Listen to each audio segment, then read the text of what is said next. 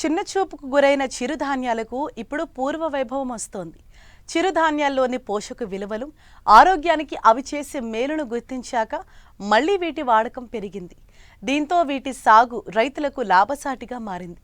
చిరుధాన్యాలలో ఒకటైన రాగిని ప్రధానంగా తెలంగాణ, ఉత్తరాంధ్ర, రాయలసీమ జిల్లాలో ఎక్కువగా సాగు చేస్తున్నారు.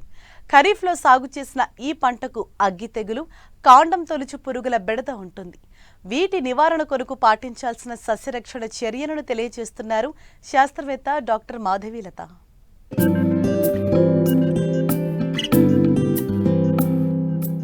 ఖరీఫ్లో సాగు చేసిన రాగి పంటకు అగ్గి తెగులు, కాండం తొలుచు పురుగు ప్రధాన సమస్యగా మారాయి. పంట ప్రారంభంలో ఆకుల మీద, కంకి దశలో మెడవిరుపు తెగులుగా వ్యాప్తి చెంది దిగుబడులకు తీవ్ర నష్టం కలిగిస్తోంది అగ్గి తెగులు.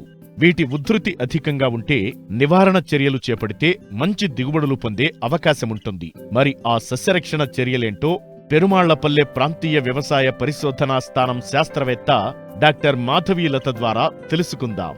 రాగి పంటలో మనకు ముఖ్యమైన తెగులు వచ్చి అగ్గి తెగులు. అలాగే పురుగుల్లో అయితే కాండం తొలుచు పురుగు మనకు అప్పుడు మనకి ఈ పంటలో కనిపిస్తూ ఉంటుంది. ఈ అగ్గి తెగులు అనేది మనము ఈ వరి పంటలో కూడా వస్తూ ఉంటుంది. అట్లాగే రాగి పంటలో కూడా అగ్గి తెగులు ఎక్కువగా వస్తుంది.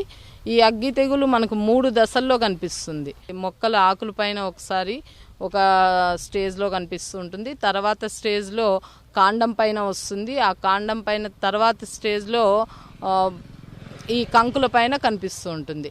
మనకు ఆకులపైన మచ్చలు కనిపించిన వెంటనే ఈ కార్బండిజం అనే మందు ఉంటుంది. ఆ కార్బండిజం అనే మందుని 1 గ్రాము 1 లీటర్ నీటికి కలుపుకొని మొక్కల పైన పిచికారీ చేసుకోవాలి. లేదు ఈ తెగులు ఇంకా ఉధృతి ఎక్కువగా ఉంది అంటే కార్బండిజం అనే మందును ముందు ఒకసారి, తర్వాత వారం రోజులు వ్యవధిలో మళ్ళీ ఇంకొకసారి పిచికారీ చేసుకున్నట్లయితే మనం ఈ తెగులను పూర్తిగా నివారించుకోవచ్చును. కంకిలో ఆశించినప్పుడు తాలుగింజలు ఏర్పడతాయి అన్నమాట. ఆ తాలుగింజలు ఏర్పడినప్పుడు మనకు దిగుబడి అనేది తగ్గుతుంది. కాబట్టి ఇది ఆకు దశలో ఉన్నప్పుడే మనం ఈ తెగుల్ని నివారించుకోవాలి. ఈ అగ్గి తెగులు తర్వాత మనకి ఇంకా రాగి పంటలో ఎక్కువగా కాండం తొలుచు పురుగు అనే పురుగును గమనిస్తూ ఉంటాము. ఈ కాండం తొలుచు పురుగు వచ్చినప్పుడు పంటలో మనకు మువ్వు కుళ్ళిపోయి మువ్వు ఎండిపోతుంది అన్నమాట. లేదు కంకి దశలో ఏర్పడినప్పుడు తెల్ల కంకులుగా మారి గింజలు రాకుండా ఉండి కంకులు మనం లాగినప్పుడు సులభంగా వస్తాయి.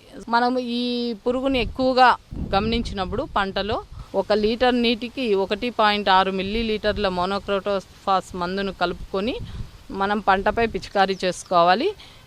కనీసం 1 మీటరు పొలంలో 5 నుంచి 10 తెల్ల కంకులు కానీ ఇవి గమనించినట్లయితే నివారణ చర్యలు తీసుకున్నట్లయితే మనము ఎక్కువ దిగుబడులు పొందడానికి అవకాశం ఉంటుంది.